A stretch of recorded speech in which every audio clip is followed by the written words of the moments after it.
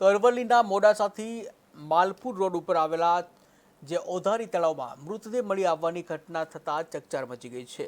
નગરપાલિકા ફાયર બ્રિગેડની જાણ થતાં જ તાત્કાલિક ઘટના સ્થળે પહોંચી અને તળાવમાં પડેલી જે મૃતદેહ છે તેને બહાર કાઢવામાં આવ્યો.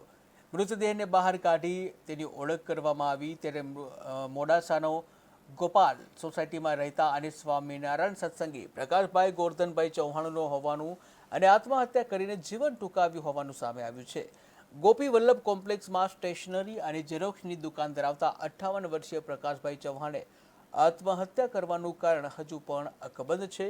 ત્યારે બનાવને પગલે મોડાસાના નગરપાલિકાના પ્રમુખ, ચીફ ઓફિસર સહિત ફાયર ફાઇટરની ટીમ ઘટના સ્થળે દોડી આવી હતી અને ઓધારી તળાવમાં પડેલા મૃતદેહને બહાર કાઢી શોક વ્યક્ત કરી પીએમ માટે મોડાસા અર્બન સેન્ટર ખાતે ખસેડવામાં આવ્યા.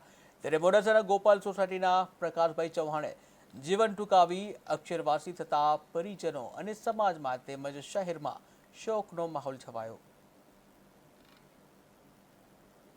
આજરોજ 11:45 ઓધારી તળાવમાં અજાણ્યા શખ્સનો લાશ છે એવું મોડાસા નગરપાલિકા ફાયર વિભાગને કોલ મળેલો હતો.